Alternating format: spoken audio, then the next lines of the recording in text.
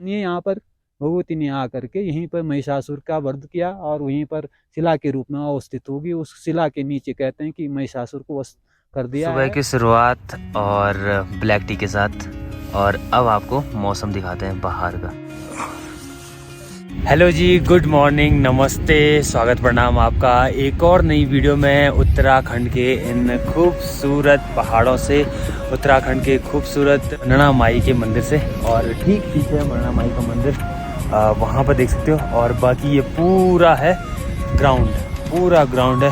और इस ग्राउंड में अलग अलग टाइप के, अलग अलग कलर के, बहुत ही मतलब अलग ही टाइप के फूल हैं, बहुत अलग अलग टाइप के फूल हैं। और साथ में भैया आज मौसम ने भी बहुत ही अच्छा साथ दिया है, बहुत ही प्यारा वाला साथ। तो मौसम भी पूरा खुल रखा है, चारों तरफ का व्यू ना इतना मस्त आ रहा है ना। तो एक बारी आपको मैं चारों तरफ का व्यू दिखाता हूँ कि यहाँ से कैसा लग रहा है।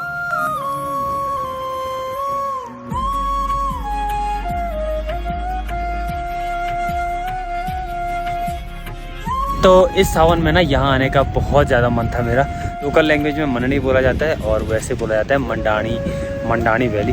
बाकी खूबसूरत मंदिर है, लोकेशन इतनी प्यारी है ना यहाँ की। और एक तो ट्रैक होता है रांसी से मंडानी तक, जहाँ तक हम आए हैं, और दूसरा ट्रैक होता है यहाँ से डायरेक्ट ऊपर केदारनाथ के लिए। जो केदारनाथ का ट्रैक होता है वो यहाँ ऊपर से होता है, यहाँ ऊपर से होकर के पीछे से होकर के और ऊपर पीछे आना पड़ता है। और बाकी केदारनाथ है जो ये वाली पीक है ना, इसके पीछे, मतलब इसके पीछे बहुत सारी पीक हैं, तो उतने पीछे है भाई। यहीं ठीक ऊपर देखिए कितने सारे ग्लेशियर हैं भाई। और यहीं ऊपर में देखो कितनी मोटी परत है ना यहाँ पे बर्फ़ की, ये ऊपर देखो। तो अभी साथ ही साथ में हमने यहाँ पे बहुत सारी फ़ोटोज़ ली हैं मंडानी वैली में। इतने प्यारे फूल हैं ना, तो बहुत ही मज़ा आ रहा है यहाँ घूमने में। इस ग्राउंड में पूरा घूमने में बहुत ज़्यादा मज़ा आ रहा है। तो और बहुत सारी फ़ोटोज़ भी ली हैं जो मैंने कहा है, तो वो आपको हमारे इंस्टाग्राम हैंडल पर मिल जाएंगे, क्योंकि डिस्क्रिप्शन में मेरा इंस्टाग्राम हैंडल है।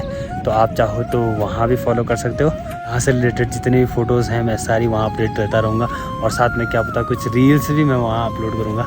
तो यहाँ ना सीन ऐसा होता है कि शाम के टाइम पे ना नदी का बहाव बहुत ज़्यादा हो जाता है। जैसे कल जिस टाइम हम आए थे, आपने देखा होगा कि पार जब हम कर रहे थे तो बहुत ज़्यादा पानी था, पकड़ के कर रहे थे सारे मिल करके। तो अभी सुबह के टाइम पे काफ़ी कम बहाव रहता है नदी का यहाँ पीछे, कल के कंपेयर, कल मतलब दिन के कंपेयर दोपहर के बाद पानी बहुत ज़्यादा हो जाता है। तो भैया ऐसा कुछ है। बाकी यहाँ तो आपको सारा कुछ हमने घुमाई दिया है, पूरी जगह आपको घुमाई दी है, बड़े बड़े ग्लेशियर आपको दिखाई दिए मैंने। पीक देखोगे ना आप ऊपर, ऐसी टॉप की पीक है ना, मतलब मस्त वाली, एकदम बर्फ़ पड़ी हुई है। और इस वैली को भाई देखने में अलग ही मज़ा आ रहा है। यहाँ से जाने का बिल्कुल भी मन नहीं कर रहा है, लेकिन आज हम देखेंगे। आधा रास्ता जाने का हमने प्लान किया है। यहाँ से हम लगभग कुलवणी, आपको मैंने एक जगह बताई थी ना, पिछले वाले ब्लॉग में देखा होगा आपने कि एक जगह का नाम है कुलवणी, तो शायद वहाँ चले जाएँ हम लोग। और साथ में यहाँ से एक पार्टी जो हमारे साथ मंडानी वैली आई थी, यहाँ माई के मंदिर में आई थी, वही एक पार्टी यहाँ से केदारनाथ भी चली गई है। तो मैंने बताया था ना, ये पीछे वाला रास्ता केदारनाथ का है। दो रास्ते हैं, एक यहाँ है, तो यहाँ शायद यूबुक एक जगह है, वहाँ से होकर के केदारनाथ जाना पड़ता है। 2 दिन का ट्रैक है। यहाँ से आधा रास्ता एक दिन जाते हैं और दूसरे दिन केदारनाथ पहुँचते हैं। बाकी एक जगह है यहाँ से, यहाँ आगे यहाँ एक बुग्याल पड़ता है और उसके बाद केदारनाथ पड़ता है।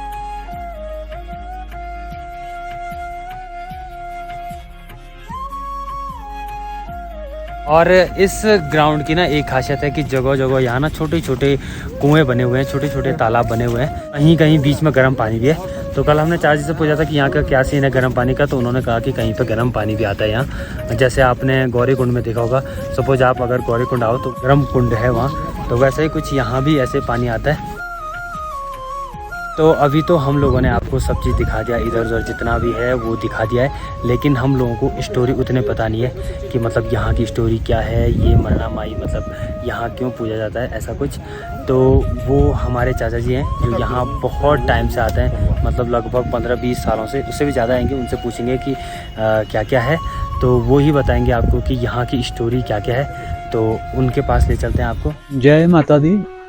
मान्यताओं के अनुसार देवी पुराण जो भागवत पुराण है, मार्कंडेय ऋषि के द्वारा जो रचित हुआ है, उसके अनुसार माता जी की उत्पत्ति रांसी में मानी गई है कौमारी रूप में। और वहां से भगवती ने प्राकट्य रूप में अपना विग्रह देवताओं के अनुरोध पे स्वीकार किया। उन्होंने वहां पे कौमारी के रूप में सबको दर्शन दिए और वहां से धीरे धीरे वो कालशिला की तरफ, कहते हैं कि 1 बरस की जो माता प्रकट हुई वो, और उसके बाद 7 बरस बाद वो कालशिला में गई।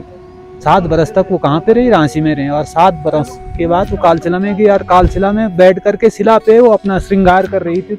उसी समय मधुकैटभ नामक दैत्यों का पूरे इस क्षेत्र में क्या था, बहुत भयंकर आतंक मचा रखा था। उन्होंने जब देखा तो वहीं पे उनका शरीर काला पड़ने बैठ गया। उनका अत्याचार देख करके मनसुना नामक एक स्थान है यहीं पे रांची के बगल पे, तो वहां पे भगवती ने उन मधु और कैटभ जो 2 दैत्य थे उनका जो आतंक था उसको उनको देख करके, अत्याचार देख करके भगवती का अंदर से पूरा शरीर काला पड़ गया और उन्होंने काली का स्वरूप रख लिया। तो रखने के बाद उन्होंने मनसुना नामक स्थान पर मधु और कैटभ नामक दोनों दैत्यों का संहार किया, उनको मारा, और उसके बाद भगवती वापस कालशिला पे स्थापित हुई। तब से वो वहाँ पे जो शिला है उसकी शिला के रूप में एक पिंडी है, वहाँ पे पिंडी के रूप में माता की पूजा होती है। उसके बाद फिर माता ने काली मठ है जो सिद्धपीठ काली मठ है, वहाँ पे शुंभ और निशुंभ दैत्य हैं, उनका वध किया।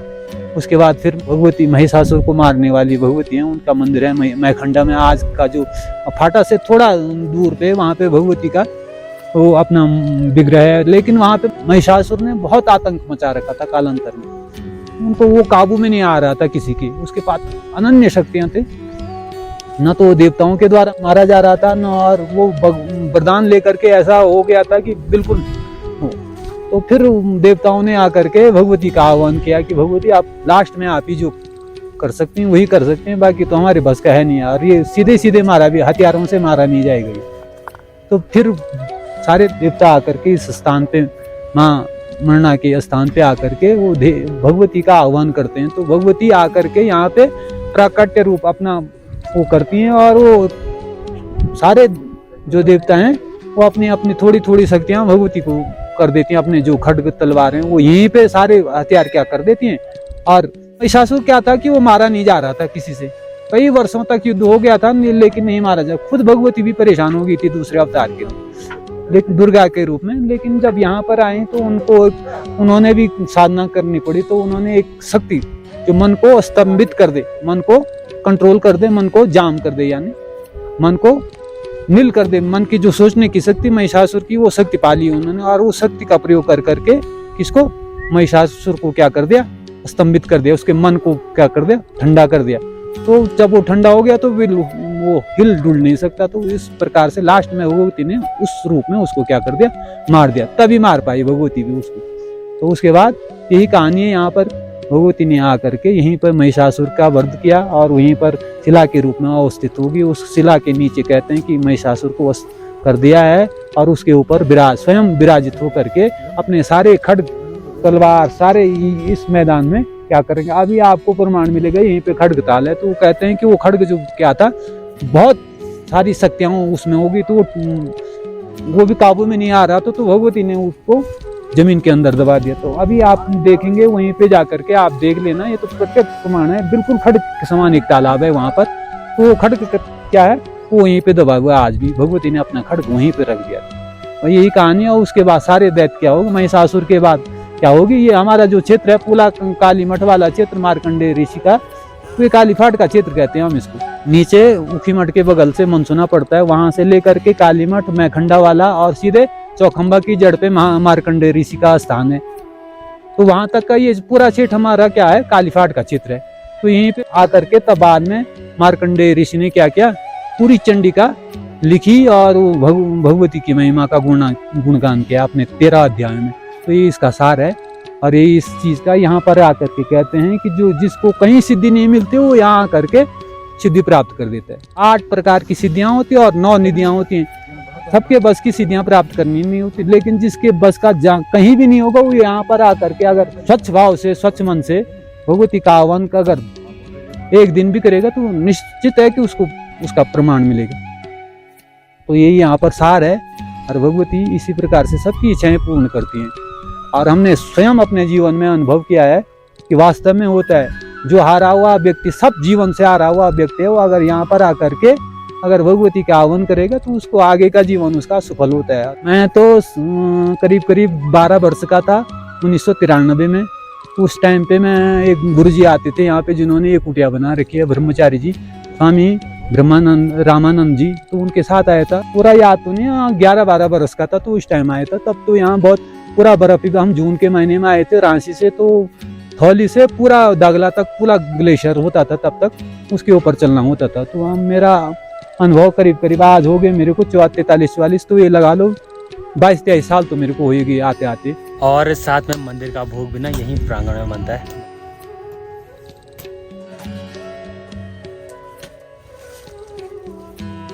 तो ठीक मंदिर के पीछे है क्षेत्रपाल महाराज का मंदिर, यहाँ पे देख सकते हो।